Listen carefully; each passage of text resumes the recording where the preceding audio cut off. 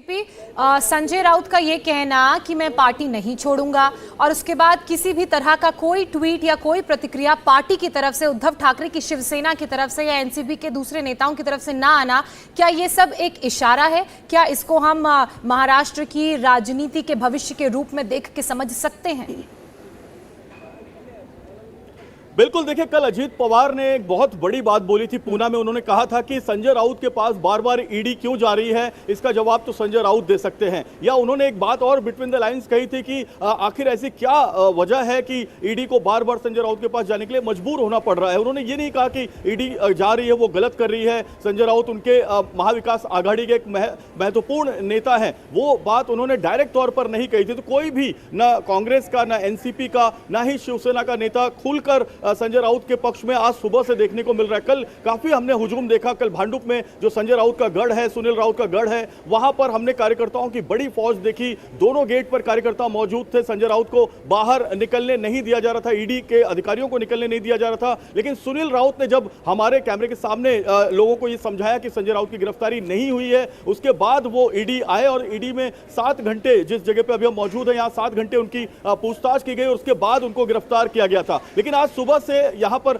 हलचल, पुलिस की हलचल बहुत ज्यादा है, कार्यकर्ताओं की हलचल बिल्कुल नहीं है। संजय राउत अभी अंदर है, 4थी मंजिल पर हैं, बाहर निकलेंगे। बाहर ईडी का कॉन्वॉय है, करीब 7 गाड़ियां यहां पर लगी हुई हैं और यहां से सीधा जेजे अस्पताल संजय राउत को ले जाया जाएगा। इसके बाद वहां से 15 मिनट की दूरी पर कोर्ट है, ईडी का स्पेशल सेशंस कोर्ट है, वहां पर ले जाया जाएगा और रिमांड ईडी लेगी संजय राउत की। अतुल, इसी से जुड़ा हुआ मेरा सवाल आपसे, क्योंकि अभी हाल ही के दिनों में जो कुछ भी महाराष्ट्र में सियासी घटनाक्रम हुआ, उद्धव गुट दो फाड़ में, शिवसेना दो फाड़ में, वर्चस्व की लड़ाई भी खूब हुई, कहा जा रहा है इसके सबसे पीछे की जो मेन वजह है वो संजय राउत निकलकर सामने आए थे। संजय राउत ही वो व्यक्ति थे जो शिंदे को कभी उद्धव ठाकरे से मिलने नहीं देते थे। खूब सियासत हुई, खूब बवाल हुआ, लेकिन क्या अब उद्धव ठाकरे का, आदित्य ठाकरे का संजय राउत के समर्थन में एक भी ट्वीट ना करना, समर्थन में खड़े ना होना, यह जताता है कि इन सभी चीजों को लेकर कहीं ना कहीं नाराजगी संजय राउत से है?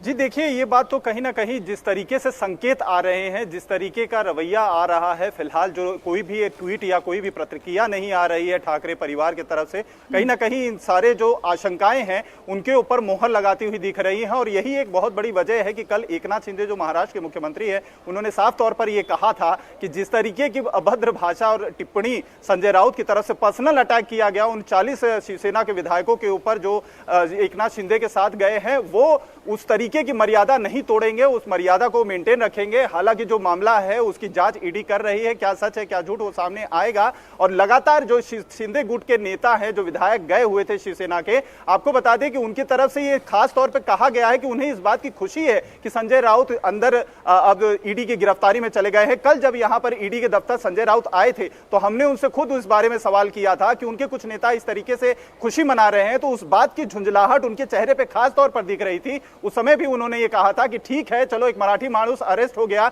तुम्हें खुशी है तो पेड़े बांटो।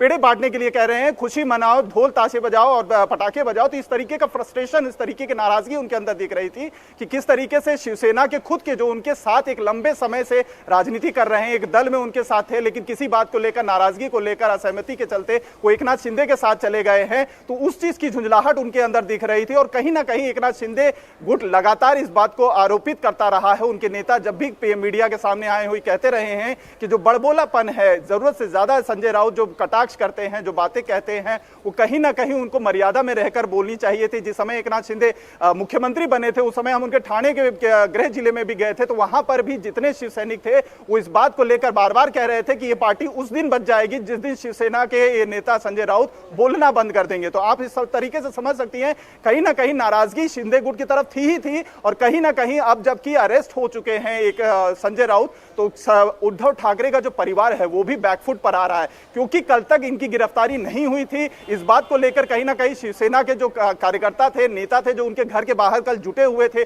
भारी संख्या में वो अपनी एक ताकत दिखा रहे थे। उनको इस बात का एक आलम इल्म था कि कहीं ना कहीं इस पूरे मामले में उनको फंसाया जा रहा है, दबाव डालने की कोशिश की जा रही है। लेकिन जैसे ही कल रात को मध्य रात्रि इनको गिरफ्तार करने की खबर आई तो कहीं ना कहीं पूरा का पूरा जो पासा है वो कहीं पलट गया है और उसका ही असर अभी यहां पर देखने को मिल रहा है कि जो कार्यकर्ता हैं, जो नेता हैं, वो यहां पर इकट्ठा नहीं हो रहा है। हालांकि इसकी एक वजह ये भी बताई जा सकती है कि पुलिस की सिक्योरिटी यहाँ काफी ज्यादा ईडी को एकदम छावनी की तरह से जो है तब्दील कर दिया गया है। चारों तरफ से रास्ते बंद कर दिए गए हैं, बैरिकेडिंग के साथ साथ भारी सुरक्षा बल यहाँ पर पुलिस का। लेकिन अतुल, शिवसेना तो कभी पुलिस से डरी ही नहीं है। हमने इससे पहले भी तस्वीरें देखी थी कि किस तरह सांसद नवनीत राणा के घर के बाहर शिवसैनिक इकट्ठा हो गए थे, आक्रोशित नजर आ रहे थे। बीते कल ऐसी तस्वीरें देखी। इससे पहले भी जब महाराष्ट्र की राजनीति में इस तरह के घटनाक्रम घटे तो हमने शिवसैनिकों का आक्रोश देखा। लेकिन अब इन खाली सन्नाटे वाली तस्वीरों को देखकर ऐसा लगता है जहां सड़कों पर शिवसेना के कार्यकर्ता नजर नहीं आ रहे हैं कि उनको हाईकमान से कोई ऑर्डर गया होगा। बहरहाल इंडिया टीवी